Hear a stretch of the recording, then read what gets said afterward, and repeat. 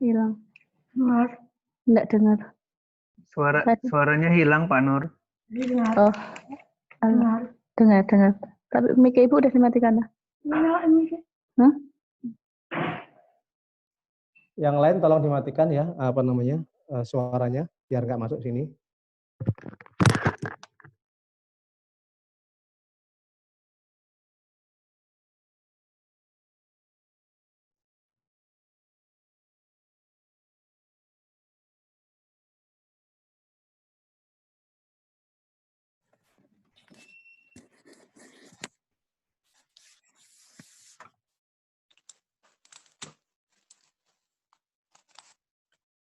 Seperti kita ketahui bersama bahwa kopi adalah komoditi yang sangat potensial yang dapat kita kembangkan.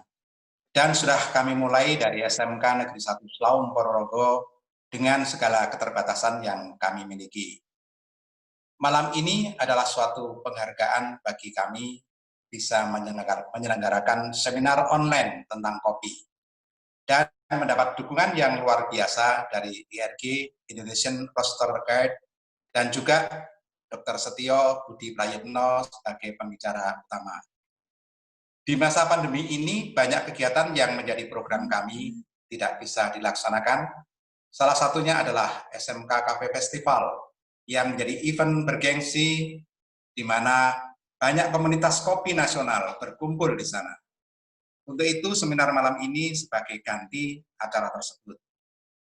Mengapa tema malam ini adalah peran kopi di era new normal? Karena seperti kita ketahui bahwa kopi selain nikmat juga memiliki manfaat yang banyak untuk kesehatan kita, khususnya di masa pandemi ini. Mungkin sudah banyak para pakar kopi yang bicara teknis tentang kopi, maka dari itu kami mencoba menggali topik atau isu lain yang dibutuhkan dari kopi. Saya rasa ini yang dapat saya sampaikan. Mohon maaf jika ada kata atau ucapan yang salah. Kami serahkan seluruh acara kepada moderator dan para pembicara, yaitu Dr. Setio, Kang Aziz, dan IRG. Tak lupa kami ucapkan terima kasih dan penghargaan yang tinggi-tingginya kepada pembicara, IRG, serta para industri komunitas kopi Indonesia. Ada kopi, ada solusi. Wassalamualaikum warahmatullahi wabarakatuh. Waalaikumsalam Warahmatullahi wabarakatuh. Terima kasih Pak Nur atas sambutannya. Cukup dalam karena ada kopi, ada solusi nih Dok. Jadi harapannya dengan kopi ini kita solusi dari masalah-masalah yang kita hadapi saat ini. Terima kasih untuk mengejak acara berikutnya. Mungkin dari Kang Aziz, jadi sedikit cerita Kang Aziz bahwa beberapa waktu lalu saya diskusi dengan Dr. Setio. Kopi itu ternyata memberi manfaat yang luar biasa untuk kopi, untuk kesehatan. Jadi mungkin sebelum Dr. Setio menyampaikan, mungkin Kang Aziz bisa bercerita tentang kopi yang baik. Karena menurut Dr. Setio bahwa kopi yang bermanfaat untuk kesehatan itu adalah kopi yang diproses dengan baik, tentunya dengan juga diolah dan ditangrai sampai proses penyeduhannya dilakukan dengan baik. Mungkin Kang Aziz sudah monitor. Baik, terima kasih Pak Guru. Saya manggilnya Mas Gagu ini dengan Pak Guru karena karismanya Mas Gagu ini emang benar-benar karisma seorang guru kayaknya. Kalau dilihat waktu pertama kali ketemu kita di Jogja ya, di situ baru sekedar ide sebenarnya sih. Dulunya kita membuat IRG ingin agar industri tengah bisa berkembang lebih cepat. Tujuannya adalah biar tidak terjadi bottleneck seperti kita tahu. Seperti Ya, kita yang lain mohon ketahui, dimatikan.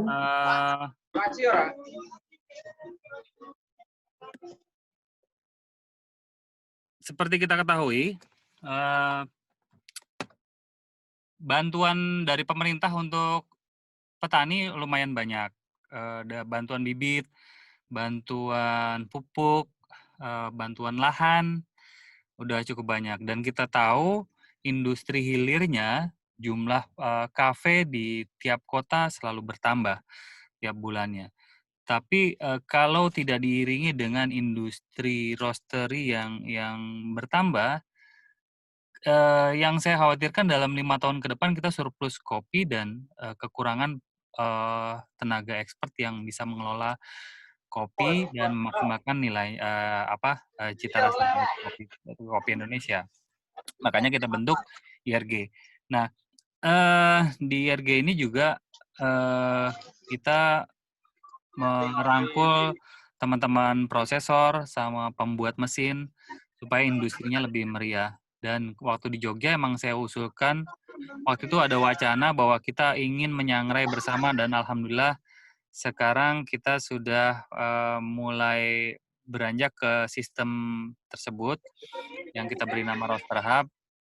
Dan di situ nanti kita bisa menyangrai bersama. Insya Allah kalau nggak ada halangan 17 Agustus nanti kita bukan balap karung tapi balap nyangrai. Jadi seluruh Indonesia dari Aceh sampai Papua kita nyangrai bareng. Dengan harapan bisa membawa kemeriahan industri kopi yang juga membantu mempercepat majunya industri kopi di Indonesia.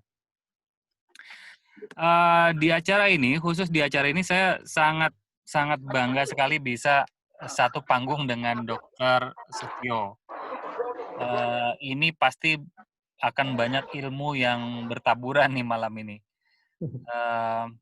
Secara umum di kopi, saya hanya tahu bahwa kopi itu punya ribuan chemical, ribuan proses chemical selama roasting.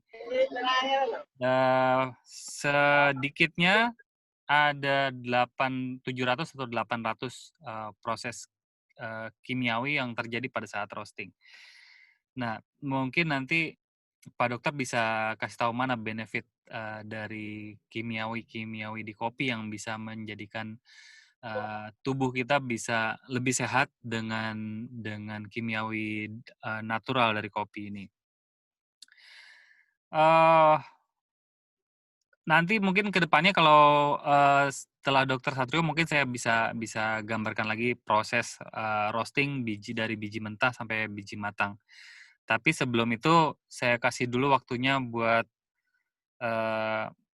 Pak Dokter Satrio untuk memulai intro mengenai tema kita malam ini. Saya kembalikan dulu ke Mas Gaguk. Oke, makasih Kang Adis atas review sedikit tentang kopi dan IRG khususnya, dan benar yang disampaikan Mas Adis tadi bahwa kita Kang Adis ini sedang menyusun suatu hub ya, jadi tempat berkumpulnya para roaster yang nanti akan, saya rasa luar biasa Indonesia punya roaster hub nanti ya Kang Adis ya. Terima kasih Kang Adis atas waktunya. Saya sampaikan ke Dr. Setio untuk berbicara tentang kopi ini. Saya tertarik sekali karena banyak literatur yang di-share ke saya, kopi itu bermanfaat untuk kesehatan. Salah satunya adalah untuk meningkatkan daya tahan tubuh, yang mana seperti kita ketahui bahwa kondisi pandemi saat ini memerlukan imun yang tinggi untuk kesehatan kita, sehingga saya rasa ini bermanfaat sekali. Jadi kalau ada orang yang bilang kopi itu nggak baik buat kesehatan, nah ini malam ini kita akan mendengarkan seperti apa sih manfaatnya kopi. Iya. Dr. Setio sendiri Iya. tiap hari ngopi Dok ya. Monggo Dr. Setio. Iya betul. Monggo Dok. Halo, bisa ya? Masuk suara saya? Oke, masuk Dok. Ya. Saya minta izin untuk share materi. Boleh? Silakan Dok. Silakan Dok. Sebentar, saya harus ke materi dulu. Sebentar, Mas. Ya. Sedikit penambahkan, Dr. Setio ini lama berkecimpung di farmasi, jadi sangat tahu tentang apa itu zat-zat kimia yang bermanfaat untuk kesehatan. Jadi kita nggak usah meragukan lagi lah. Saya coba sampaikan materinya, bisa masuk nggak, Mas? Lagi proses, Dok. Nah, oke. Mudah-mudahan bisa diterima sama teman-teman. Saya kasih judul seperti ini. Masuk ya?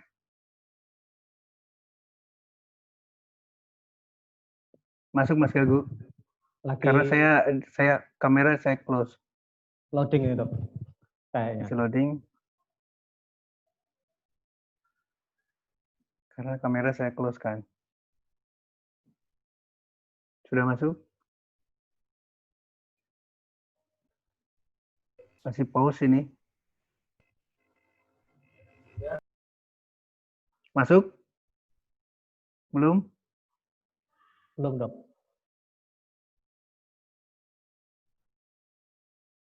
Saya ulang ya. Saya stop dulu sharingnya.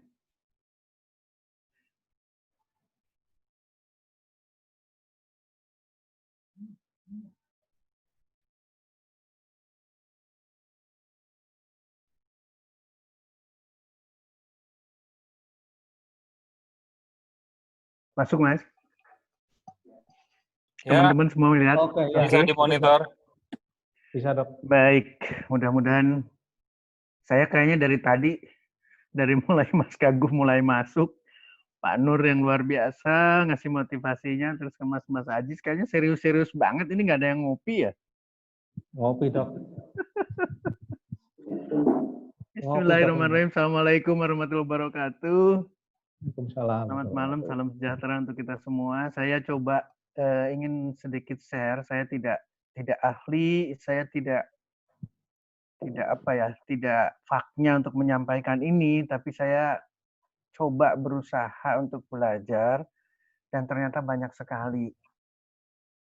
Ini yang saya ingin sampaikan ke semua, siapa yang beresiko terkena COVID, karena tadi Pak Nur juga mengingatkan kita lagi pandemi COVID. Kalau kita bicara siapa yang terkena, itu seolah-olah ada kalimat memprihatinkan banget. Tapi kalau kita berpikir mengenai kopi, justru siapa yang beresiko terkena COVID merupakan potensi yang sangat besar untuk kita semua. Ini yang akan saya ceritakan. Mudah-mudahan bisa diterima sama teman-teman. Tapi kok tidak berjalan ini? Sebentar, kenapa tidak berjalan sebentar, Mas? Kelihatannya tidak ke sini. Turun, Dok. Oke. Nah, mudah-mudahan ini menjadi pasar buat kita, buat kopi dari sisi kesehatan. Dan saya berharap juga Pak Nur bisa sependapat atau sepakat dengan saya. Yang sehat itu menurut WHO cuma 5%. Kemudian yang sakit itu hanya 20%. Dan sisanya adalah tampak sehat, padahal sakit juga. Nah, kenapa sekarang orang itu sakit? Karena tidak ngopi. Kenapa orang juga kelihatannya sehat? Karena tidak ngopi juga. Jadi ini adalah pasar buat kita. Jadi ngopi itu bukan just a cup of coffee. Kalau Eropa atau Amerika, mungkin dia lebih sense untuk menikmati kopinya sangat beda dengan kita. Ini adalah pasar buat kita. Data luar dari WHO. Indonesia juga sama. Saya harus menyampaikan data dari riset kesehatan dasar 2018. Hipertensi di Indonesia tidak turun. Meskipun amlodipin, meskipun captopril, meskipun losartan, meskipun antihipertensi ada, tidak turun. Yang terkena hipertensi 18, 25, 35 tahun. Artinya ketika kita di PSBB kan, 45 tahun tidak boleh keluar, saya dengan Pak Nur mungkin tidak boleh keluar karena ada batasan itu. Ternyata 18, 25, 35 tahun udah kena darah tinggi. Kalau udah kena darah tinggi berarti tidak boleh keluar rumah juga. Potensi buat kita sama-sama. Bagaimana dengan yang stroke? Sama dari angka 7 menjadi 10,9. Meningkat. Siapa yang kena stroke? 15 tahun sudah kena stroke. Lanjut lagi, bagaimana dengan penyakit ginjal sampai cuci darah? Meningkat, meskipun sudah banyak obat, banyak dokter. Jadi, statement awal, kenapa banyak yang sakit? Karena tidak ngopi. Lanjut, siapa yang kena penyakit ginjal sampai cuci darah? 15 tahun, 25. Siapa yang kena diabetes? Sama, angkanya meningkat. Dari 6,9 2013, pakai Perkeni 2011, konsensus lama, itu meningkat menjadi 8,5%. Ketika pakai konsensus yang baru, lebih parah lagi, 10,9. Jadi, berapa obat yang sudah kita kenal dengan untuk diabetes? Oral anti diabetes maupun insulinnya. Nggak menyelesaikan ternyata obat itu. Bagaimana dengan kanker? Nah, karena ada bunda-bunda, saya ngelihat ada bunda juga yang ikut, seneng banget saya. Angkanya 1,4 meningkat menjadi 1,8. Tapi yang bikin sedih, ini cerita yang berbeda. Ternyata laki-laki di Indonesia tuh hanya 0,7 yang kena kanker. Sementara wanita itu 2,9. Jadi 4 kali lipat yang kena kanker dibandingkan dengan pria. Saya tidak tahu, Mas Ajis, Pak Nur, atau Mas Gagu, apakah karena wanita juga tidak suka kopi? Kita tinggal diskusikan nanti ke depan. Kenapa banyak kanker pada wanita? Penyakit sendi, umur 15 tahun aja sudah kena penyakit sendi. Yang terakhir, yang paling luar biasa lagi adalah kegemukan. Tolong dilihat, 2007, 2013, 2018, 5 tahun kemudian Indonesia kayak apa bentuknya ya? Pikiran buat kita. Ini karena tidak ngopi. Balik lagi. Ngopi bisa menurunkan berat badan. Ayo kita sama-sama pelajari ke sana. Kalau kita bisa menurunkan berat badan, hampir banyak sekali penyakit. Dari mulai migrain, depresi, hipertensi, diabetes, penyakit jantung, dan seterusnya bisa mengalami penurunan yang berarti. Sekali lagi, karena ini adalah hal-hal yang bisa kita lakukan. Bukan perlu dokter, bukan perlu rumah sakit, bukan perlu obat. Lalu, bagaimana kita mengalahkan COVID?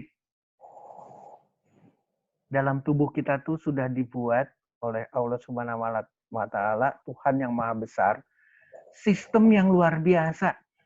Ketika kita berbicara mulut yang tidak boleh dipegang, hidung yang sudah tidak boleh dipegang, dan mata yang tidak boleh dipegang, ternyata Tuhan yang Maha Besar itu sudah memberikan enzim penolak mereka.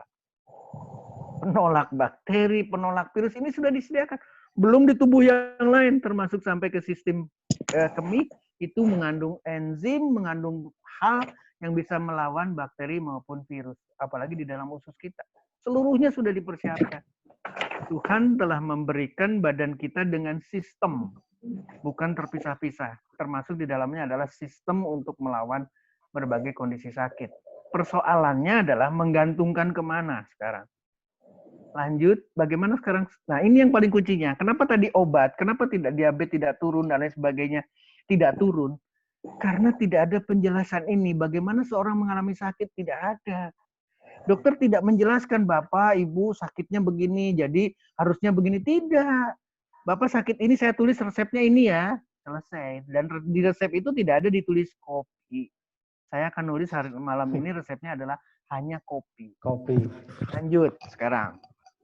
Diabetes. Kenapa diabetes tidak ada yang sembuh? Karena yang diperiksa cuma gula darah dan HbA1c. Tidak pernah memeriksa pembuluh darah yang ada di sini. Ini ada pembuluh darah. Kalau ini yang diperiksa dan di sini terjadi penyempitan, maka orang tidak akan kena diabetes sama sekali. Tolong dilihat. Nah, orang Jepang makan karbohidratnya tinggi banget. Makan gulanya tinggi banget. Makan nasinya paling banyak. Tapi makan lemaknya dan kolesterol di dalamnya berarti paling kecil dan orang Jepang paling sehat. Usia laki-laki orang Jepang itu di atas 82 tahun. Usia wanita orang Jepang di atas 87 tahun. Yang usianya 100 tahun banyak di sana.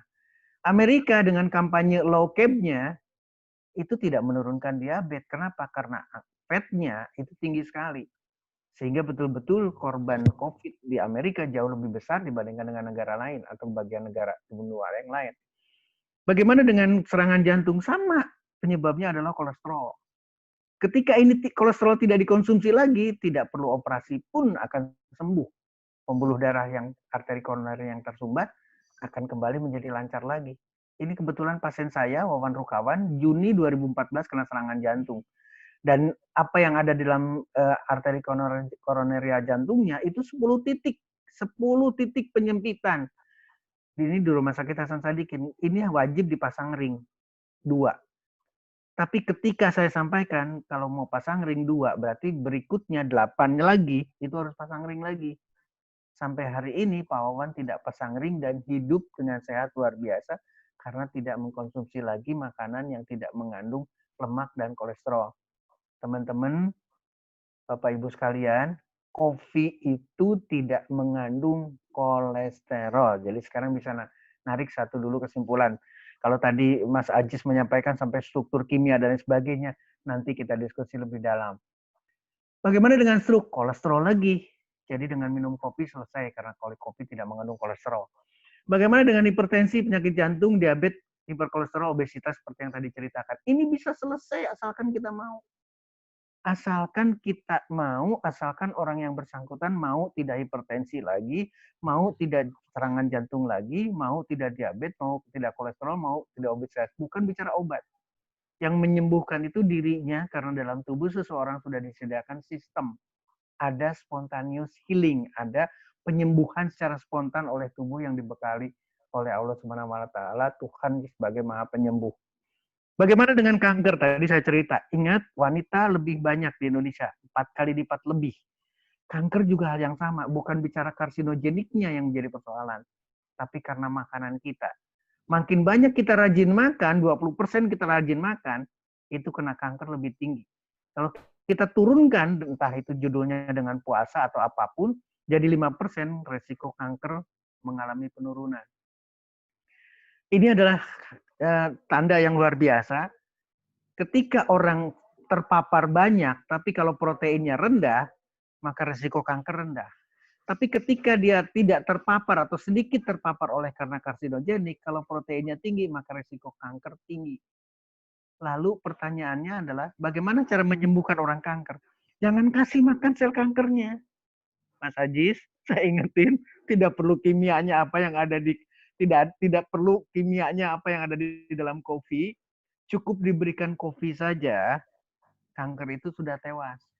Kenapa? Karena kopi bukan makanan sel kanker. Yuk kita diskusi nanti. Nah, karena sekarang bicara COVID, jadi saya ingin menyampaikan beberapa search yang saya terima, National Library of Medicine.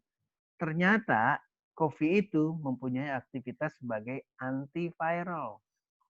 Di sini saya lepas. Silahkan buka, pelajari sama-sama.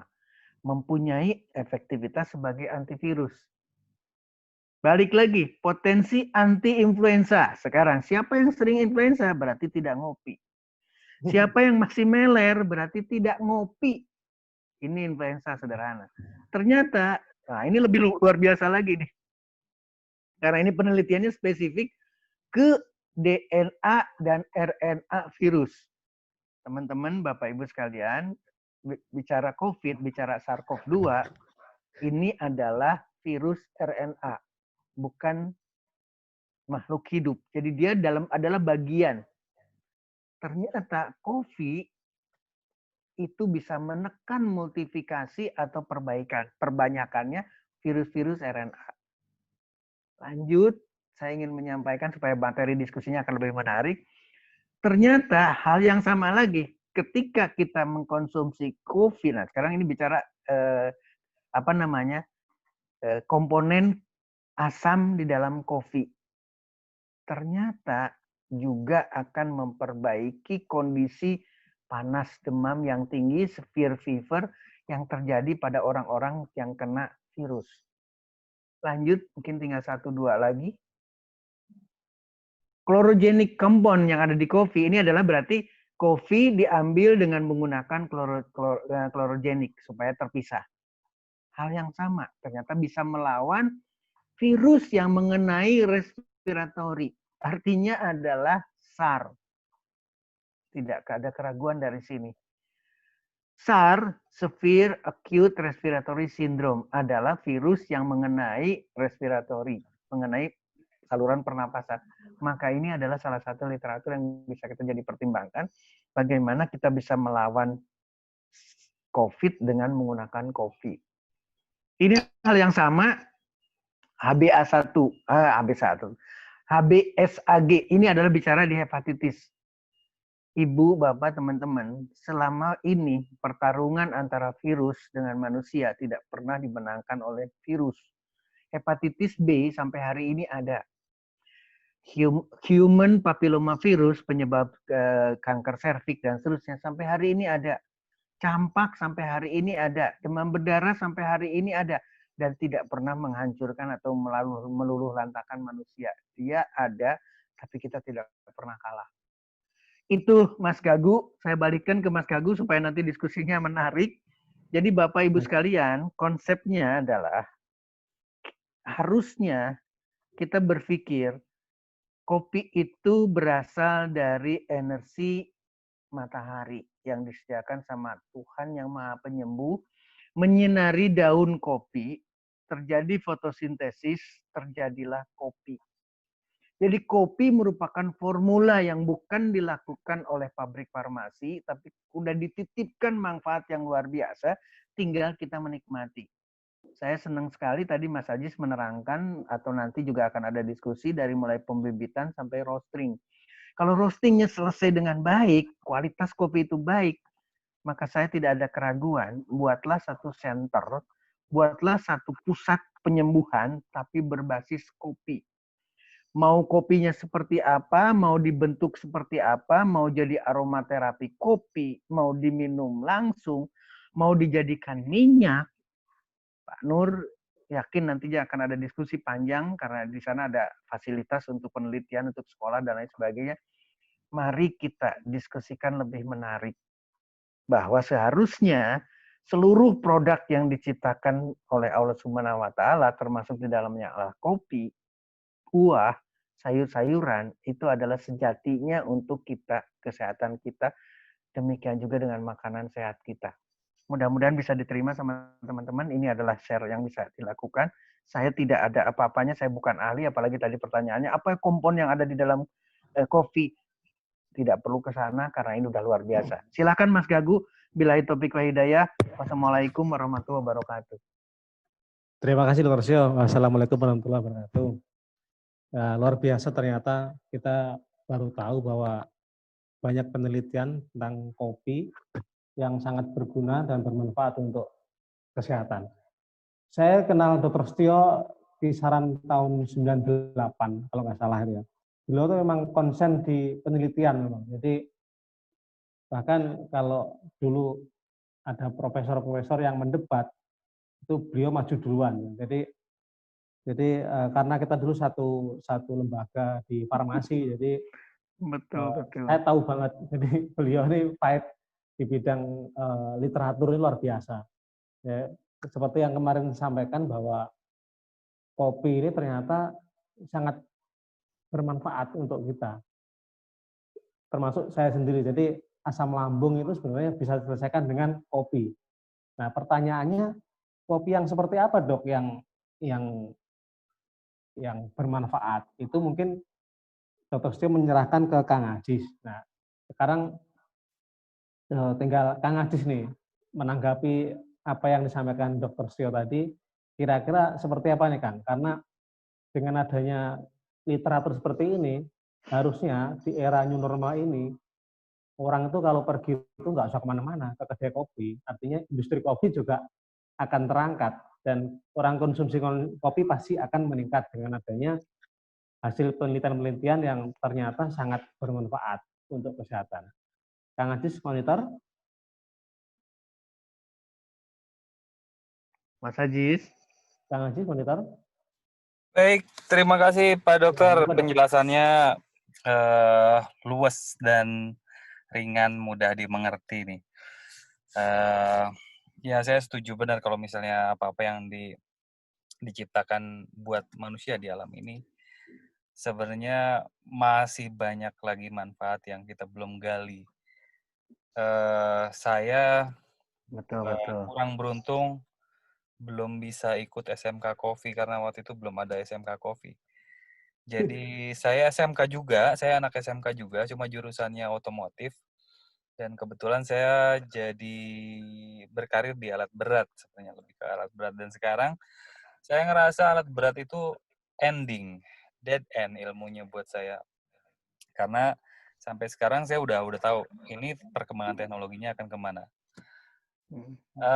Begitu saya pindah ke kopi, saya belum nemuin dead end-nya di mana. Ilmunya masih terus berkembang, masih terus kopi udah 300 tahun ya, tapi masih belum punya standar baku. Bagus nih. Kalaupun udah ada standar, tapi belum dibakukan dan masih berkembang. Jadi kalau dibilang, oh ini standarnya harus ngerosting kayak gini, belum tentu juga. Nanti ada lagi di sisi lain ada metode sangrai yang beda, misalnya kayak sangrai tradisional yang ditambahkan ditambahkan kelapa, ditambahkan beras. Itu kita nggak bisa bilang itu nggak standar, tapi itu masih digunakan sekarang di masyarakat tradisional. Dan kita nggak bisa menghapuskan itu sebagai sesuatu yang tidak standar dan harus dihapuskan. Saya nggak setuju juga untuk seperti itu. Jadi tiap negara punya budaya yang berbeda, cara menyangrai kopinya. Dari mulai Arab juga, bagaimana cara mereka mematangkan kopi. Kalau yang disebut kopi Arab itu kahwah biasanya nggak terlalu matang. Kita kalau yang biasa ngopi pahit itu ngopi kahwah kayaknya kurang. Cuma bedanya kalau di kopi Arab mereka cenderung menambahkan rempah-rempah ke dalamnya. Oke. Lebih menarik lagi nih, mulai menarik dengan ada rempah-rempah lagi. Tambah semangat lagi saya. Seperti itu. Memang ilmu kopi belum tuntas sampai sekarang. Amin. Dan ini yang membuat saya lebih tertarik terus belajar, membuat grup kopi. Makin banyak pertanyaan justru makin menantang, makin luas yang perlu kita eksplor lagi di kopi. Saya mau share bagaimana kopi yang saat ini dianggap cukup baik untuk dikonsumsi. Sebenarnya sih terlalu sempit waktunya ya kalau cuma 2 jam. Cuma saya dipercepat aja di mulai posisi dari mentah ke matang paling. Kalau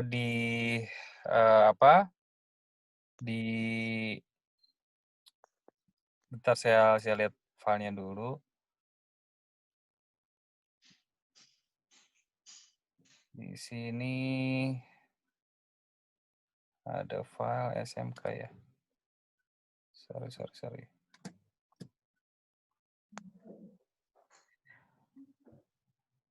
Saya coba tampilkan chartnya, progress chart dari mulai mentah ke matang. Masih loading.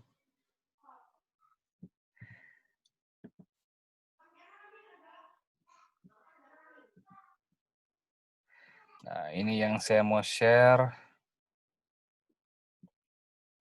Jadi, saya mau pastikan dulu sebenarnya sebelum kita menilai dari mentah ke matang, ada pengalaman khusus waktu saya ke satu daerah dan perhatikan bagaimana cara mereka memproses kopi dari mulai pasca panen ya, dari mulai petik pasca panen sampai jadi beras. Itu ada beberapa hal yang mereka yang bisa diimprove dari sisi petani dan prosesornya. Bahwa pengelolaan kopi harus hati-hati, penjemuran juga jangan sampai di lahan yang banyak kontaminan, bisa dilapisi dengan terpal atau alas yang tidak menimbulkan residu. Supaya nanti hasil berasnya juga nggak ada benda asing yang ikut ke dalam proses roasting. Ini penting karena kita di food industry ya, jadi kebersihan harus terjaga. Nah, ini sekarang yang saya share adalah proses dari mentah ke matang. Ini ngambil cepatnya aja. Jadi di proses roasting ini adalah tahap pertamanya itu mengeluarkan kadar air sebanyak mungkin. Kadar air normal pada saat sebelum di roasting itu 12%, maksimal 12,5% kadar airnya. Ini yang dikeluarkan kadar airnya, yang disebut fasenya fase drying. Pada fase drying ini dia mulai susut bobotnya karena kadar airnya berkurang. Setelah kadar airnya cukup kering, maka dia akan mulai masuk ke fase Maillard kalau dibilang ya, bahasa Prancis ini sebenarnya.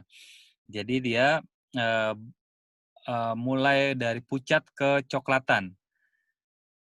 Istilah ini disebut juga browning. Nah, pada saat ini yang saat yang krusial untuk pematangan secara rata dan waktunya juga tertentu. Kalau kita terlalu panjang, nanti rasanya beda.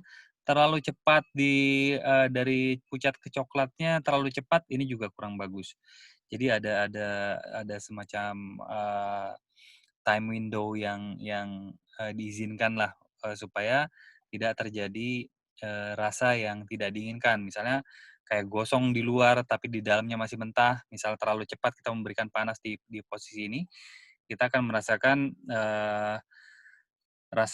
rasa yang kita sebutnya grassy. Grassy itu karena di bagian dalamnya nggak matang. Nah, sampai posisi berikutnya, begitu udah browning, ini mulai masuk ke first crack. Pada saat yang di luar udah kering, air di dalam inti biji kopi ini mulai menguap juga, dan dia akan melepaskan gas dari inti biji kopi keluar. Nah, gas yang bertekanan ini dan memecahkan biji kopi ini menimbulkan suara yang kita sebutnya seperti popcorn ya, suara popcorn. Kita sebutnya ini first crack. Ini yang sama roaster dijadikan patokan kopinya mulai first crack dan mulai development karena rongga-rongga di kopinya mulai kopinya mulai berongga, mulai kering dan berongga, mulai pematangan bagian dalam sampai nanti selesai untuk dikeluarkan dari mesin roasting. Nah, beberapa tahap ini dianggapnya krusial untuk memastikan nilai paling idealnya itu di berapa derajat dan profilnya itu seberapa cepat atau seberapa lambatnya temperatur naik atau turun. Ini juga dicatat di sistem komputerisasi supaya kita mudah untuk melakukan tracking. Kira-kira kita kalau rasanya berbeda, salahnya di mana? Nah, perlunya pencatatan digital itu seperti itu. Jadi kita bisa mengulang apa yang sudah dilakukan atau membandingkan atau menganalisa proses dari mentah ke matangnya tadi, ada kesalahan di mana supaya kita bisa perbaiki di yang berikutnya. Oh, ternyata waktunya terlalu panjang. Oh, ini ternyata dryingnya terlalu pendek. Ini bisa kita koreksi di berikutnya. Nah, ini nggak bisa 1-2 hari orang bisa langsung paham, oh berarti cara masaknya gitu, berarti nanti setiap ketemu kopi mentah bisa dimatangkan dengan metode ini. Belum tentu. Ada beberapa kopi yang dari daerahnya beda, itu nanti beda lagi. Kadar airnya beda, kita ketemu akan treatmentnya beda lagi. Terus kita mau ekspektasinya mau kemana arahnya, taste-nya. Mau lebih banyak bodinya, atau mau lebih tinggi acidity-nya, atau mau lebih rich taste-nya.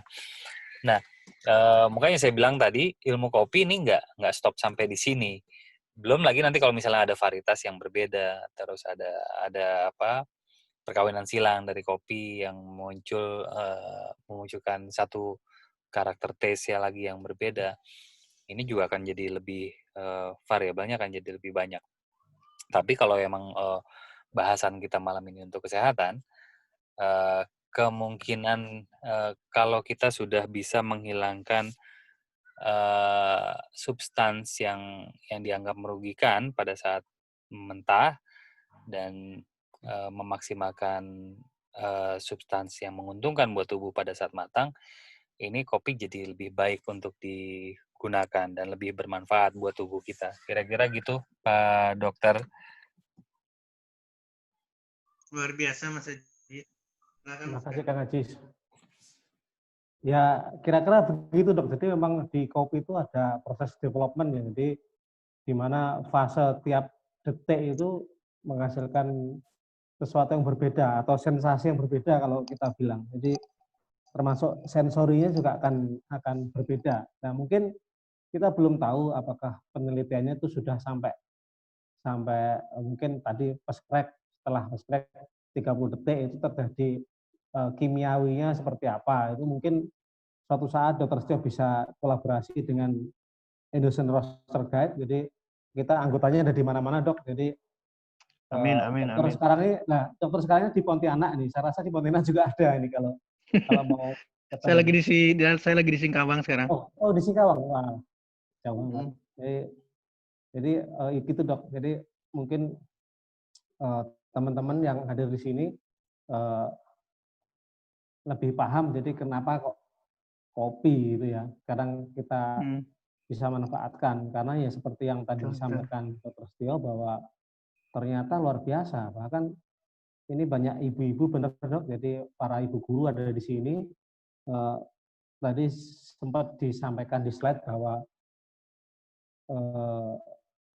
penderita kanker itu 2,9 dok ya. 2,9 dibanding 0,7 pada laki-laki. Nah, dengan adanya saya rasa memang saya pernah baca juga bahwa kopi itu juga sebagai anti kanker. Saya ada literatur juga yang pernah disampaikan Dr. Setio. Nah, mungkin coba harus dimulai. Ibu ini saya sapa beberapa Bapak Ibu guru yang di Selaung. Bu Dwi ini kepala jurusan di SMK Coffee Lab, Dr. Setio, Kang Adi, kemudian ada Bu Iin, ini ada Bu Suryani, ada Bu Anita, ada Bu Vika, ada beberapa murid juga yang gabung di sini. Nah, mungkin Dr. Setio ada perlu ditambahkan tentang tema kita pada malam hari ini, atau ada pengalaman gitu tentang kopi Dr. Setio sendiri secara pribadi atau pasien yang berkaitan dengan kopi, dok? Oke, ada yang menarik tadi dari Mas Ajis menyebutkan, atau nanti tolong diluruskan lagi, apalagi di sekolahan lebih formal. Kopi 300 tahun. Ada yang tahu umur obat berapa? Belum ada. Obat itu baru ketemu kemarin. Mau bicara 20 tahun, mau bicara 30 tahun itu baru kemarin. Sementara kopi udah dari dulu sudah ada. Jadi kita tidak ada keraguan dengan kopi. Ini kita baru satu unsur saja, kopi. Jadi kalau orang tidak percaya kopi bisa menurunkan berat badan, kopi bisa menyembuhkan batu, kopi bisa menyembuhkan lambung seperti Mas Gagus sampaikan, itu berarti tidak memahami apa yang ada di dalam kopi. Apalagi tadi udah diceritakan kopinya adalah yang diproses sesuai, artinya sampai ke puncak yang terbaik. Maka dari situ kita akan mendapatkan manfaat yang lebih tinggi lagi dari apa yang ada di dalam kopi. Silahkan, kalau misalkan ada yang perlu diskusikan. Kalau tadi kan hanya sebatas ke mana? Ke imun sistemnya. Saya hanya ingin menambahkan, imun sistem itu salah satu dari sistem yang ada dalam tubuh kita. Dan sistem itu tidak pernah putus atau tidak pernah berdiri sendiri-sendiri. Lambung seolah-olah berdiri, saya sehat tapi lambung saya bermasalah. Nanti orang jantung, saya kena jantung dok, jadi seolah-olah organ reproduksinya tidak rusak. Saya kena stroke, seolah-olah kepalanya saja yang sakit. Itu salah besar. Yang saya ingin sekarang amati ini adalah Bagi teman-teman yang belum kena stroke, yang belum kena diabetes, belum kena serangan jantung, tapi sudah mulai, aduh dok, saya kok sakit kepala ya, dok kok saya cepet capek ya, segera minum kopi. Setuju? Saya serahkan lagi sama Mas Gagu.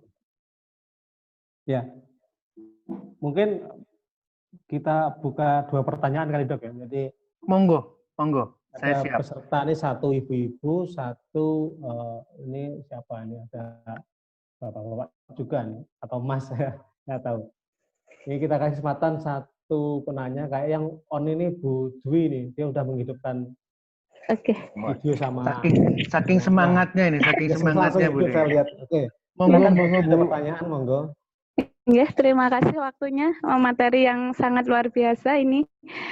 Terkait karena kita di Boga ya, jadi kemarin itu kita memadukan minuman antara kopi dengan lidah buaya, yang mana ketika Alhamdulillah. sudah kita berkali-kali kita belum meneliti terkait kandungan lidah buaya ataupun kombinasi lidah Menarik. buaya dengan kopi.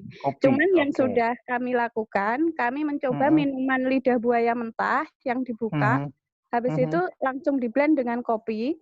Ternyata itu nyaman sekali di perut. Jadi mungkin yang bisa kami tanyakan, bila pengkonsumsian ini dalam jangka waktu setiap hari itu untuk tubuh itu ada baiknya atau Manfaat bagaimana? apa? Oke. Ya, kalau dirasakan terkait dengan manfaat yang dirasakan ketika minum itu lebih nyaman dan lebih nggak perih juga, nggak ada lambungnya, nggak ada masalah begitu. Terima kasih. Oke.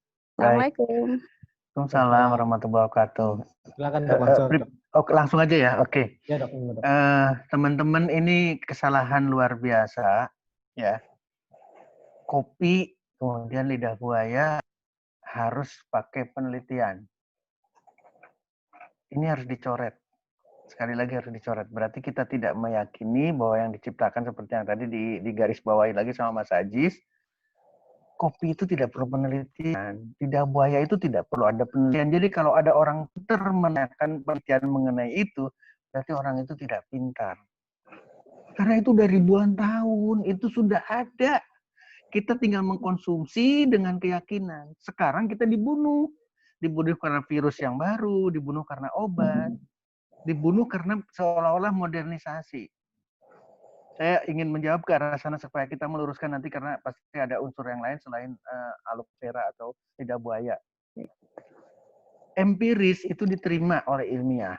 Jadi pengalaman dengan menggunakan aloe vera atau lidah buaya, pengalaman dengan mengkonsumsi kopi itu sudah tidak perlu diragukan lagi bahwa empiris itu secara empirikal itu diterima oleh medis, diterima oleh akademis, diterima oleh ilmiah. Nah, pertanyaannya sekarang adalah kenapa obat diteliti? Kenapa obat kimia itu harus penelitian sampai, mohon maaf, sekarang kita lagi bicara Sinovac. Sinovac harus fase 1, fase 2, fase 3, fase 4. Obat itu kimia, ya. Dan itu sangat-sangat meragukan. Efektif, tapi ingat loh, 1 hari ada efek samping dan itu akan membunuh kita. Ranitidin, semua mungkin pernah dengar ranitidin, obat untuk lambung. Hari ini sudah tidak boleh ada lagi ranitidin. Karena setelah sekian tahun, saya lupa umur ranitidin itu mungkin nggak sampai 20 tahun. Sudah dibunuh. Losartan, antihipertensi, karena kimia, berjalan sekarang. Padahal itu relatif baru. Saya yakin umurnya belum 10 tahun.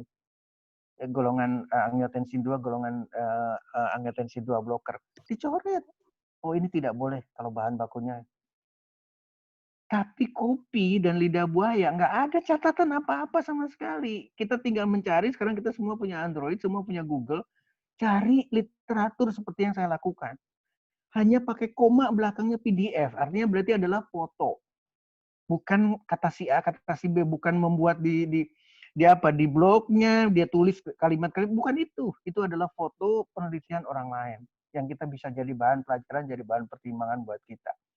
Pertanyaan Bu Dwi adalah, apakah ini akan jelek? Aduh, coret. Ini manfaatnya luar biasa kalau kita melakukan uji lagi, penambahan yang lain lagi, penambahan yang lain lagi. silahkan, tinggal selera kita. Asalkan dari, tadi udah bicara lagi Mas Ajis, rempah-rempah. Jadi selama rempah-rempah itu digabungkan dengan kopi, itu luar biasa. Aloe vera digabungkan dengan kopi, luar biasa. Kopi digabungkan dengan yang lain lagi, luar biasa hasilnya. Dan tidak ada cerita dosis. Ini yang menarik. Jadi kalau ada cerita, kopi mesti berapa cangkir? Atau mesti kita berapa kali minumnya sehari? Mau berapa kali pun sesuai dengan kita suka dan kita ingin mendapatkan manfaat dari apa yang ada di dalam kopi, itu kita akan sehat. Kalau bicara tadi Bu Dewi bicaranya lambung tidak sakit karena sudah digabungkan dengan lidah buaya, itu bukan karena semata-mata lidah buaya sendiri, bukan semata-mata kopi jahat atau lidah buayanya bagus terhadap lambung. Tidak. Setiap kita masuk kopi, baik kopi maupun gabungan dengan yang lain, dan lambung kita masih merasa sakit, berarti masih problem tubuh kita. Dan bukan cuma lambung yang problem. Ini menjadi catatan. Saya tidak ingin ada orang yang, dok, alhamdulillah saya sehat, cuman saya punya asam lambung. Itu berarti runtuh seluruhnya masih sakit. Itu jantungnya sakit, livernya sakit, ginjalnya sakit. Karena lambungnya masih bermasalah. Nah, nanti Mas Gagu, karena memang udah ada di kafe ini, ya apalagi Mas Gagu orang farmasi juga, ya tinggal diatur aja sekarang. Saya mau buat encer dulu supaya buat terapi buat si A ini karena dia masih lambungnya masih belum sembuh. Itu bisa kita atur. Encerkan dulu, makin lama makin pekat, dan akhirnya manfaat total dari optimal dari kopi bisa didapatkan. Mudah-mudahan bisa menjawab Bu Dewi, dan terus bereksperimen. Saya minta dengan sangat, eksperimen apapun, campur dengan apapun, mau daun apa namanya, jahe lah, inilah itu, nikmatin buat kita. Nggak usah pakai teori apa-apa, nggak usah mencari lagi ini komponnya apa, ini penyebabnya, nggak usah. Allah Subhanahu wa Ta'ala pasti banyak yang tidak bisa kita baca di dalamnya. Lebih baik kita yakin ini adalah dari yang Maha Penyembuh, ini akan menyembuhkan. Bismillah, kombinasikan makin banyak. Dan saya minta dengan sangat, sekali lagi, kalau sudah ketemu sesuatu yang enak, tolong bantu orang lain, promosikan ke orang lain agar orang lain juga sembuh. Ini yang luar biasa. Tidak perlu harus berangkat ke dokter, tidak perlu harus ke rumah sakit, tapi Bu Dwi bisa menggantikan orang-orang yang luar biasa. Apalagi sekarang kita punya Pak Nur di sekolahan, otomatis akan bisa membawa lagi semangat yang luar biasa untuk bisa menyembuhkan, membantu orang lain dari sakit menjadi sembuh. Mudah-mudahan terjawab. Mas Gagu, Mbak Dwi, itu Bu Dwi, silahkan, terima kasih. Oke, terima kasih Dr. Setio. Itu tadi Bu Dwi mungkin bisa menjawab pertanyaan yang tadi disampaikan. Mudah-mudahan bermanfaat, dan kalau masih kurang nanti bisa hubungi saya, tak sounding langsung ke beliau. Atau kalau mau ketemu juga boleh sama Dr. Setio langsung. Oke, satu lagi mungkin ada yang ingin bergabung. Ini ada yang privat ini, Bu Yani Bintoro, Bu Suryani ya. Silahkan Bu, kalau mau ada pertanyaan, dua lagi lah, masih ada waktu. Silahkan dihidupkan video sama speakernya supaya bisa live.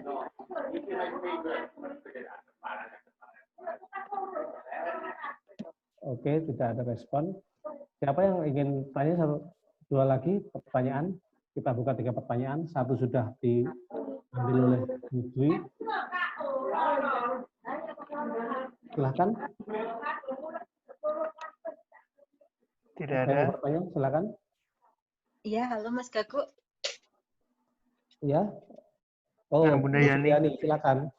Iya, yang saya tahu tadi kan dari penjelasan yang ada, kalau kopi itu kan tidak menyebabkan suatu penyakit ya, tapi waktu itu pernah saya mendengar, apakah benar itu penderita asam urat disarankan untuk tidak mengkonsumsi kopi karena bisa meningkatkan lemak pada tubuh.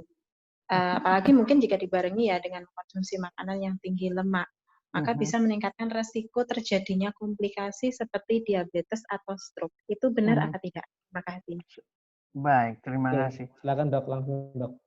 Lidah buaya tadi sudah disebut, kopi sekarang kita bicarakan. Semua yang diproduksi oleh Allah Subhanahu wa Ta'ala, baik buah kopi maupun lidah buaya dan rempah-rempah yang lain tidak mengandung satu titik pun kolesterol. Sekali lagi, tidak mengandung satu titik pun kolesterol. Jadi ketika ada yang berbicara akan berhubungan dengan asam urat, itu yang berbicaranya justru kena asam urat. Artinya apa? Sumber asam urat itu yang tadi yang disampaikan Ibu Yani. Sumber asam urat itu adalah bukan kopi, bukan sayuran hijau, bukan kangkung, bukan bayam, atau bukan melinjo. Bukan. Sumber asam urat yang tertinggi adalah makanan yang mengandung lemak dan kolesterol. Oh, gitu. Nah, Jadi bukan jadi efek kalau dari kita kopinya ya? bukan sama sekali. Justru kalau masih sekarang statement yang harus kita keraskan adalah penyebab orang kena stroke, penyebab orang kena diabetes, penyebab orang kena serangan jantung dan seterusnya termasuk orang yang penderita asam urat adalah karena pilihan makanannya adalah yang mengandung lemak dan kolesterol. Orang yang masih sakit lambung adalah masih makan yang mengandung lemak dan kolesterol. Kenapa orang itu tetap tidak sembuh-sembuh dengan asam lambungnya? Karena untuk menghancurkan materi makanan yang mengandung lemak dan kolesterol, itu perlu berjam-jam, perlu berkilo-kilo, perlu banyak sekali asam lambung. Artinya adalah asam lambung dari tubuh itu perlu dipompakan banyak sekali untuk karena makanan yang mengandung lemak dan kolesterol. Buah, lidah buaya, kopi, semua sayur-sayuran itu tidak mengandung kolesterol dan tidak. Kalaupun lemak ada, tapi kecil sekali. Mungkin perbandingan antara 1:9. Jadi mungkin pernah dengar ada lemak yang ada di dalam alpukat. Itu beda dengan lemak yang ada di dalam daging, di dalam ayam, di dalam ikan. Alpukat itu luar biasa. Ini tidak pernah kita dapatkan seolah-olah atau yang lebih kontra lagi adalah ketika kita berbicara lidah buaya nanti dikasih lagi pemanis katakanlah, entah itu pemanisnya dari buah mangga yang manis atau buah lengkeng yang manis, itu seolah-olah kita menghindar. Ini kita tidak bicara gula ya, tidak bicara buah yang manis, apalagi sekarang yang manis misalkan sawo katakanlah manis. Ketika itu dikombinasikan dengan kopi, itu mutlak menjadi obat untuk diabetes. Tolong, makanya saya katakan sama Bu Dwi, tolong bereksperimen. Tidak ada.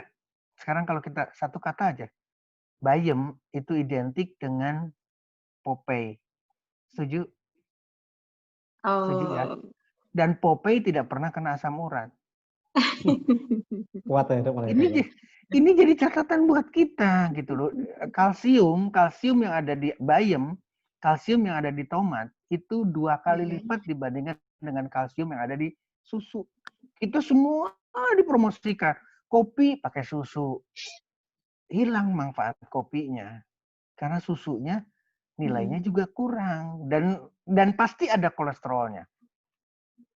Coba kita pikirkan bagaimana kita menikmati kopi, real kopi, entah cuman mohon maaf, ketika diseduh, ketika kita guyur dengan air yang mendidih, serbuk kopi itu, maka dengan dihirup saja, itu kita sudah dapat manfaatnya. Karena olfaktorius kita atau alat penciuman kita ini salah satu entry atau delivery system untuk memasukkan produk, untuk memasukkan manfaat yang ada di kopi. Jadi ketika kopi itu diseduh, jangan dibiarkan di depan kita, lebih baik kita hirup udaranya itu. Itu adalah sudah terapi asma, terapi darah tinggi, terapi diabetes, hanya dengan dihirup. Makanya jangan kaget kalau sudah disediakan aromaterapi kopi. Tapi real kopi ya, yang seperti disampaikan tadi Pak Ajis adalah kopi yang berkualitas, kopi yang bukan asal-asalan. Kopi hijau tapi ikut dipanen. Pasti hasilnya akan jauh berkurang. Mudah-mudahan Bu Yani terjawab ya. Bukan karena kopinya, tapi karena orang itu masih mengkonsumsi makanan mengandung kolesterol dan lemak, dan itu adalah sumber asam urat. Bapak, Ibu, teman-teman, jangan bangga ketika diperiksa asam urat saya normal. 5 lah, 6 lah. Itu adalah asam urat yang ada di dalam darah. Asam urat di persendian kita tidak pernah periksa. asam urat yang ada di ginjal kita, kita tidak pernah periksa, padahal itu sudah membentuk kristal yang setiap saat akan menusuk, sakit kalau di sendi kita, atau di ginjal kita itu adalah materi bahan baku untuk batu ginjal. Tolong menjadi catatan buat kita. Terima kasih Bu Yani, saya sampaikan, saya kembalikan ke Mas Gagu. Oke, terima kasih Dok. Mudah-mudahan jawaban tadi dari Dr. Sio bisa diterima oleh Bu Suryani.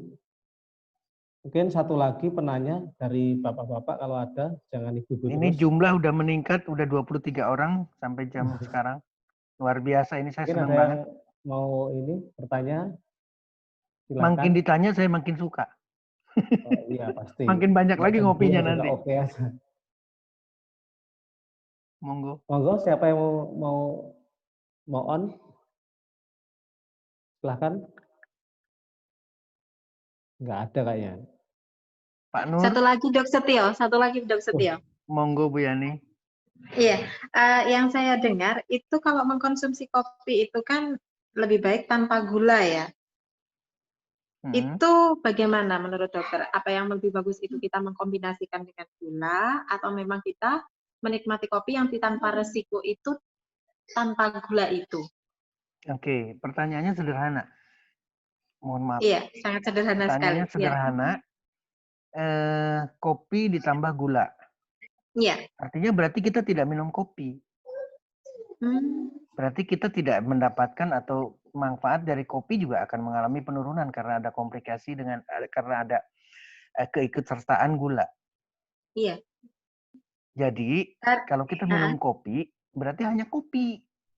Bukan kopi susu, bukan kopi ditambah gula, bukan cappuccino, bukan latte, bukan barista yang sorry sekarang saya harus cerita kepada barista-barista yang lain. Itu apa ya istilahnya ya? Kalau saya lebih menikmatinya, itu adalah pestanya seorang kopi, penikmat kopi. Tapi ketika kita berbicara di real kopi adalah just a cup of coffee, tidak ada tambahan yang lain. Tapi ketika kita ingin berpesta, karena kopi, seperti yang tadi Bu Dwi menggabungkan antara kopi dengan lidah buaya.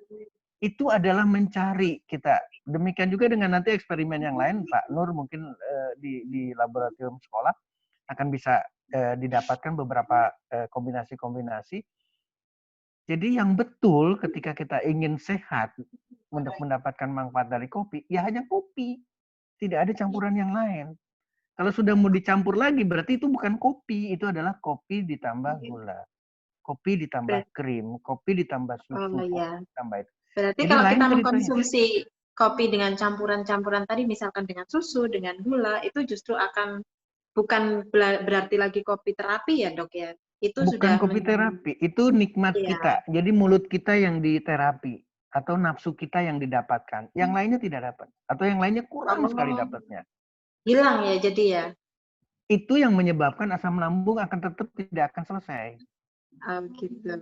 Itu yang menyebabkan orang sakit akan terus-terusan karena konsumsinya adalah bukan just a cup of coffee, tapi kopi dengan gula, kopi dengan A, kopi dengan B, yang notabene adalah justru hanya untuk menikmati keinginan mulut kita, keinginan rasa kita. Oke, sekarang saya harus cerita gini. Ketika kita hanya kopi saja dan masuk di mulut kita, itu tidak ditelan langsung, tapi ditahan di mulut kita supaya liur mulut kita ini keluar semua. Dan liur di dalam mulut kita itu adalah enzim. Enzim untuk membantu pencernaan, enzim untuk membunuh bakteri dan virus, itu sudah disediakan. Nah kalau kita minum kopinya manis, coba pertanyaannya saya tanya, kalau minumnya kopinya manis, itu langsung ditelan, tidak ada cerita ditahan dulu di mulut. Karena apa? Karena nikmatnya. Itu langsung dengan creamer, dengan segala macam pasti akan nikmatnya luar biasa dengan susu. Nikmat dan langsung ditelan. Liur perut yang sudah disediakan sama Allah Subhanahu wa taala, Tuhan yang Maha Penyembuh itu tidak diikut sertakan. Kenapa kita diajarkan harus mengunyah 23 kali atau berlama-lama di mulut untuk menghadirkan enzim yang ada di mulut kita. Demikian juga dengan kopi. Nikmati kopi. Berlama-lamalah kopi, tapi bukan berlama-lama dalam pengertian lama ngobrolnya ya. Artinya adalah masuk di mulut itu jangan langsung ditelan. Nggak ada artinya kalau kopi pahit itu ditelan langsung. Ditahan dulu. mau bisa bertahan 1 detik, 1 menit, 1 menit. Nggak tahan 1 menit, silahkan ditelan. Tapi kita sudah berusaha untuk menghadirkan enzim yang ada di mulut kita yang sudah disediakan sama Tuhan yang Maha Besar. Itu penyembuhan, itu kesehatan, itu membantu pencernaan. Mudah-mudahan diterima sama Bu Yani. Silakan. Iya. Berarti kan menikmati kopi itu dengan susu gula itu menikmati. Jadi kalau kita mau kopi saja itu jangan disalahkan kopinya, jadi salahkan campurannya. Betul. Setuju. Siap. Setuju. Ya, terima kasih banyak. Oke. Oke, terima kasih Dr. Setio. Ini pertanyaannya. Jadi saya buka satu lagi penanya, mungkin ada yang on, silahkan. Saya mau nanya. Alhamdulillah. Mas Rangga dari mana nih? Ini saya dari Selaung. Oke, monggo. Pertanyaannya cuma kapan kita bisa ngopi bareng Pak Setio? Amin ya Rabbil Alamin. Ini Jawa Timur parah sekali nih. Saya sedih banget. Sampai wali kota, gubernur, dan lain sebagainya keparahan banget dengan COVID. Padahal kalau orang disuruh minum kopi, selesai. Nggak ada angka-angka lagi itu. Saya memang masih terbatas. Saya ada perjalanan besok tanggal 1 sampai tanggal 3, saya kemungkinan ada di Jogja. Tanggal 8 saya ada di Jakarta. Selebihnya saya masih di Jawa Barat. Artinya adalah Bandung, Cianjur, Purwakarta itu. Jawa Tengah baru sampai di Jogja. Kemarin saya baru dari Purbalingga. Mudah-mudahan nanti saya ngerapat lagi ke Jawa Timur. Saya masuk lagi Ponorogo. Saya ingin silaturahmi sama Pak Nur. Nanti di sekolahan Pak Nur, kita akan diskusikan banyak mengenai apa yang akan kita lakukan. Terima kasih Mas Rangga. Nanti kita ketemu. Kita akan ngopi bareng. Amin. Oke, siap. Saya tunggu ya, Pak. Terima kasih. Tadi itu siswa dari SMK Coffee Lab, Dok. Jadi Alhamdulillah, alamin. Siswa Pak Nur. Nah, ini ada Pak Saiful Amri. Nah, ini pertanyaan bagus banget ini. Pak Saiful, silakan. Mau langsung bertanya atau jawab dari chattingnya? Ya. Langsung aja Pak Saiful, jadi biar semua nanti. Nah, mana Pak Saiful yang mana? Ya, karena tidak semua buka chatting ini. Satu lagi nih. Silakan Pak Saiful. Monggo Pak Saiful dibuka itunya, mic-nya. Atau saya bacakan? Saya bisa baca tadi. Saya udah perbandingan antara Robusta sama Arabica. Ini yang harus dijawab ya Pak Nur, yang Pak ahli-ahli semua nih.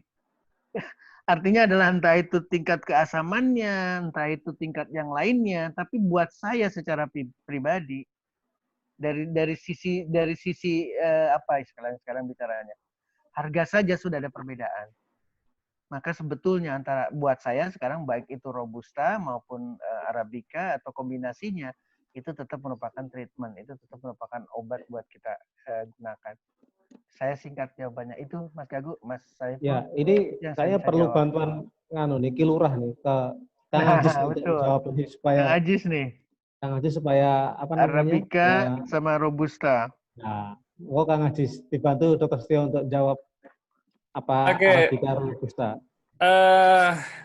Ada yang Arabica atau Robusta ya. Pertanyaan yang paling umum di kopi nih. Tapi sebelumnya saya tanya dulu, tadi ada Rangga Sapta Wijayanto, itu teman-teman SMK ya? Ya, betul. Dulu Mas Gagu sempat ceritain belum yang mesin fluid bed yang saya bawa ke Jogja? Sempat cerita ya. Sempat ya. Mungkin nanti saya mau share juga sama teman-teman adik-adik SMK buat update teknologi mesin roasting ya. Ya, silakan. Kita ada waktunya. Nah, untuk perbedaan Arabica dan Robusta, saya bukan peneliti, tapi ada beberapa jurnal yang pernah saya baca.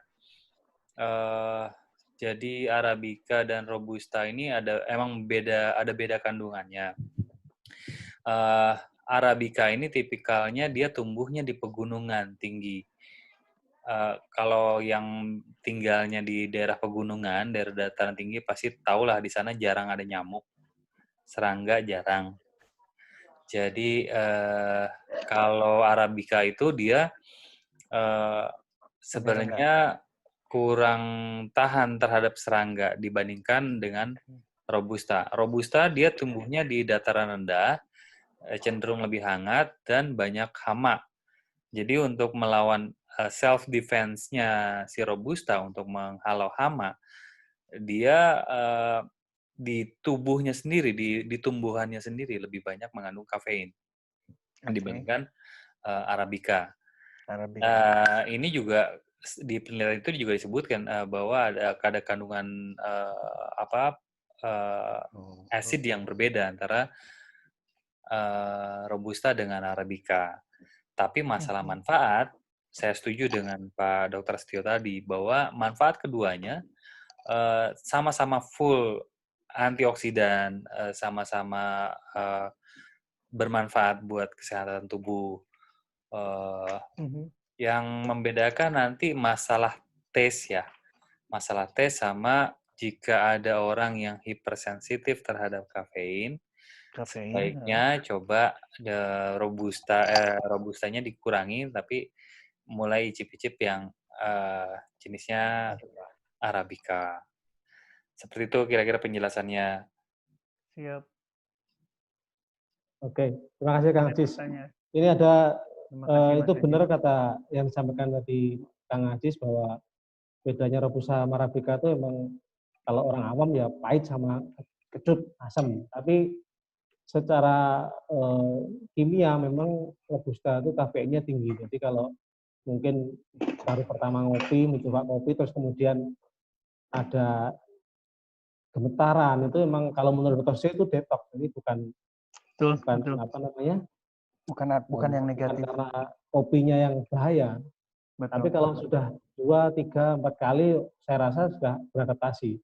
Sama ketika kita nyeruput kopi, 1 seruputan itu pahit, kedua pahit, ketiga pahit, tapi setelah keempat baru kita bisa menikmati. Mungkin itu yang bisa saya tambahkan. Satu lagi ini ada pertanyaan mungkin saya bisa jawab, Dok. Pak Agus. Tanya Dok, kapan waktu yang tepat untuk mengkonsumsi kopi? Nah, saya langsung jawab yang khusus untuk dikonsumsi. Betul. Yang pertama khusus untuk kalau sebaiknya kopi seperti apa sudah terjawab tadi ya, bahwa kopi yang khusus yang baik. Betul. Tapi lah ini waktu yang tepat ini mungkin mempersingkat waktunya Dr. Setio bisa jawab. Waktu yang tepat untuk mengkonsumsi sesuatu yang baik adalah ketika perut kita kosong. Jadi kalau teman-teman punya kebiasaan makan 3 kali, berarti paling tidak ketika lapar kita konsumsi dulu yang namanya kopi. Karena dia manfaatnya akan diambil oleh tubuh kita. Manfaat yang ada di kopi itu langsung diserap oleh tubuh kita. Apalagi tadi udah dibicarakan apa yang istimewa di sana. Jadi nggak usah ada ragu, perut saya masih kosong, saya harus makan dulu baru ngopi. Sebelum kopi itu diseruput sama kita udah ketiduran. Kenapa? Karena setelah makan kita ngantuk. Jadi makan yang bermanfaat itu karena apa? Karena makanan yang selalu kita konsumsi itu hampir selalu lebih banyak negatifnya dibandingkan dengan positifnya. Karena kita tidak makan buah, kita tidak makan sayuran, yang kita makan adalah yang tadi diceritakan sama Bu Yani, yang akan menyebabkan asam urat, yang akan menyebabkan kolesterol, selalu itu. Jadi kapan? Paling tidak, itu saya udah bicara 3 kali. Berarti bisa 4 kali, bisa 5 kali ketika kita ingin mengkonsumsi kopi. Ya. Minum kopi apa bisa melunturkan nikotin? Nah, bersaing lagi sekarang nikotin. Ini dari Pak Agus nih, melunturkan nikotin atau tidak. Sekarang Pak Agusnya jadi ketawa, dengarnya juga. Apa namanya? Jadi jangan berpikirnya ini obat nggak? Itu kopi ini sebagai obat atau tidak? Termasuk dalam hal menurunkan nikotin. Kalau sudah tahu nikotinnya ada di satu, katakanlah sekarang kita bicara rokok, ya jangan merokok. Kalau masih merokok ya sekarang kopinya bagus, nikotinnya tetap dikonsumsi, nggak ada gunanya. Nanti berlomba antara kanan dan kiri. Kalau sudah tahu nikotin ada di sana, ya tidak perlu. Tapi yang saya ingin catatan sekarang, ini kita bicara nikotin. Nikotin itu bukan di rokok saja. Nikotin itu ada di buah, nikotin itu ada di apel, nikotin itu ada di tomat, nikotin itu ada di sayuran. Jadi kita bertemu lagi dengan nikotin di setiap kita mengkonsumsi itu. Kalau tar itu berbeda. Tar itu adalah materi yang dihasilkan karena ada proses pembakaran. Jadi barang apapun atau buah atau apapun yang mengalami pembakaran atau pemanasan, apalagi sifatnya adalah dibakar, pasti akan terjadi tar. Kalau saya ini buat saya ini diskusinya nanti diperpanjang ini Mas Gagu, karena ini bicara dengan kopi dan tembakau, kopi dan cengkeh ini jadi lain ceritanya nantinya. Ini akan nyerempet Ya, kemana-mana karena di sana ada nikotin. Ya, Pak Agus, Mas Agus, catat artinya adalah kalau memang tahu nikotin, apalagi sekarang kita mulai vaping, vape segala macam, itu jauh lebih, mohon maaf, nanti kita diskusi lebih panjang, lebih jahat lagi daripada kita berbicara yang disampaikan, ditanyakan sama Pak Agus untuk hanya sekedar melunturkan nikotin. Monggo, Mas Gagu, silakan. Ya, terima kasih dok. Ini mungkin terakhir kita tunggu pertanyaan dari Pak Nur dari tadi. Iya, saya juga berharap sekali ini. Betul. Monggo. Pak Nur ini, aduh, seneng banget saya bisa silaturahmi. Nggih. Monggo Pak Nur.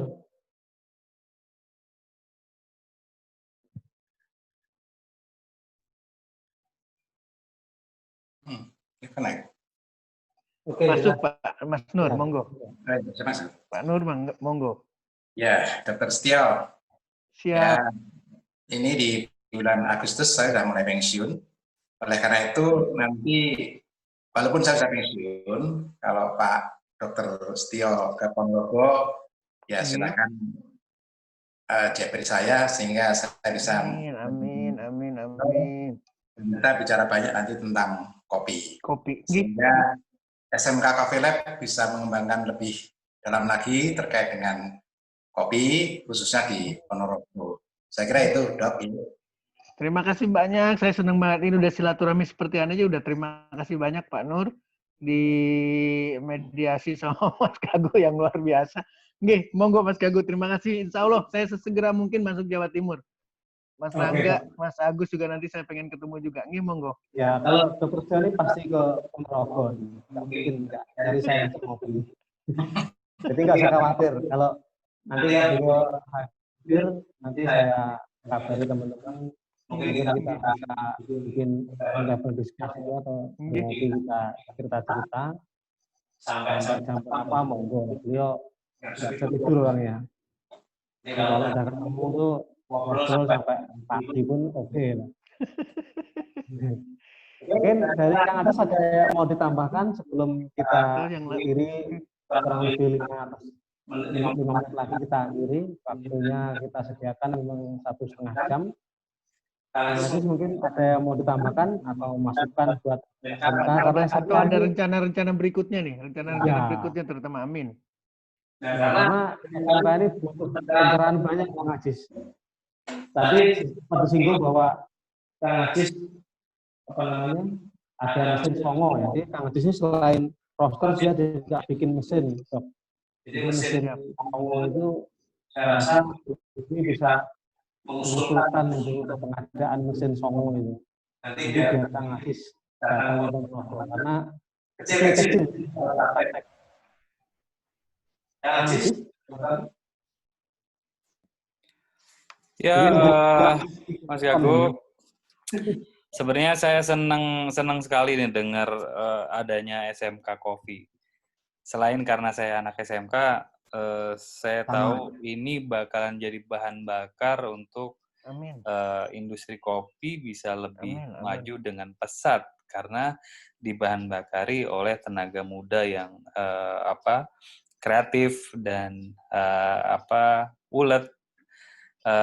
Juga dengan skill yang emang sudah diarahkan untuk bermain di industri kopi. Besar harapan saya ke depannya nanti saya bisa main ke sana dan berbagi dengan teman-teman adik-adik anak SMK mengenai teknik roasting juga dan bagaimana cara membuat mesin roasting yang baik, yang dengan teknologi yang bisa kita andalkan untuk 5 atau 10 tahun ke depan. Terima kasih juga buat Pak Nurdianto untuk waktunya. Saya merasa bangga sekali dengan adanya dengan diundang ke SMK Coffee Lab ini. Semoga acaranya nggak cuma satu kali, bisa berlanjut lagi ke acara yang lebih kontennya lebih lebih banyak lagi dan lebih kaya dengan pengetahuan. Saya rasa penutup dari saya itu aja. Silakan mungkin ada tambahan lagi dari Pak Dokter atau Mas Gagu. Monggo. Oke, terima kasih Kang Ajis, ditunggu kedatangannya karena teman-teman di SMK itu haus dengan ilmu dari para senior. Jadi Kang Ajis ini luar biasa di industri kopi, sangat konsen. Bahkan bilang ini peneliti dok. Jadi Kang Ajis ini sebagai peneliti khususnya di bidang sangrai kopi ya. Jadi beliau sangat aktif untuk memberikan masukan-masukan kepada kita para roaster untuk berkembang maju, khususnya dengan teknologi. Jadi Kang Ajis ini ngoprek teknologi untuk sangrai kopi. Jadi mungkin nanti untuk penelitian lebih mudah karena kopi yang disangrai dengan teknologi yang Kang Ajis sediakan itu akan terekod. Jadi ini kalau ini bagus, cara bikinnya gimana? Dia ada kenaikan suhunya setiap berapa detik, berapa derajat. Itu terekod semua di komputer dan itu saya rasa sangat berguna kalau dikolaborasikan dengan kesehatan untuk dokter. Saya harus titipkan semangat juga untuk adik-adik SMK bahwa kekayaan Indonesia ini sangat-sangat besar, apalagi dari sisi pertaniannya. Jadi jangan sampai nanti dikuasai sama negara asing. Kita bisa maju dari pertanian bahkan di industri kopi. Jadi kalau ada orang berbicara tentang kopi ya berarti bicara tentang Indonesia. Ya. Setuju banget. Betul. Ya, betul Kak Ajis. Dan memang di SMK ini masih sangat minim Kang Ajis untuk ya baik pembelajarannya maupun fasilitasnya. Tapi alhamdulillah ya lulusannya luar biasa. Tadi Rangga tadi itu aktif sekali, dia di industri kopi aktif, jadi jaringannya sudah luar biasa. Jadi karena kemandirian mereka untuk belajar, jadi memang siswa di sini dituntut untuk mandiri belajar secara ulet tekun karena memang di SMK Coffee Lab sendiri tidak sepenuhnya belajar kopi karena harus ada masakan-masakan lain, minuman lain. Tapi intinya memang kopi ini jadi unggulan. Dengan adanya SMK Kopi, SMK Negeri 1 Selang Ponorogo ini dikenal di nasional, bahkan internasional karena ada beberapa ekspatriat dari Belanda pernah hadir di sini karena dari Amerika, dari Kolombia, dari Singapura, lupa saya ada beberapa yang karena ketertarikan mereka tentang sekolah kopi. Jadi sekolah kopi. Ya, luar biasa. Mungkin itu yang bisa saya tambahkan malam ini. Pada malam ini terima kasih Dr. Setio Budi Prayitno. Sama-sama Mas. Sahabat baik saya luar biasa. Beliau seorang dokter tapi banyak meninggalkan obat. Jadi kalau bilang ini dokter kok nggak pakai obat, ya ini Dr. Setio ini. Saya banyak belajar dari beliau sejak tahun 98 kalau nggak salah. Kita selalu kontak-kontakan, sudah seperti saudara, bahkan beberapa kali ke Ponorogo. Jadi kalau teman-teman yang ada di sini, beliau rajin ke Ponorogo. Terakhir ikut saya ke kebun kopi, jalan-jalan sampai terakhir jatuh dok ya. Naik motor, tak bonceng, izin karena hujan jatuh di kebun kopi itu Kang Ajis. Saking konsennya beliau pengen tahu kopi, padahal di Bandung banyak kan kopi bagus-bagus, dia nyari ke Ponorogo. Nah, sampai Ponorogo. Ya silaturahmi dengan Kang Ajis, saya rasa nanti Dr. Setio pasti nyariin ke Kang Ajis. Jadi amin. Ya, pasti nyariin Kang Ajis di sana. Mungkin kemudian terima kasih untuk Kang Ajis Muslim, beliau founder dari Indonesian Roaster Guide yang sangat konsen dalam kemajuan industri kopi khususnya di bidang roastery. Atas fasilitasnya, jadi malam ini kita difasilitasi Zoom oleh beliau. Mas Anjis ya. Saya selaku moderator menyampaikan terima kasih dan mewakili teman-teman di SMK Komilab menyampaikan terima kasih dan penghargaan setinggi-tingginya kepada Kang Ajis. Kami berharap Kang Ajis bisa hadir di Ponorogo walaupun sehari 2 hari untuk bisa memberikan pencerahan ilmunya dan pengalamannya di bidang kopi. Semoga panjang umur, sehat selalu, karena ini Amin. roster Amin. panjang umur dan sehat selalu roster Indonesia. Jadi supaya ini, jadi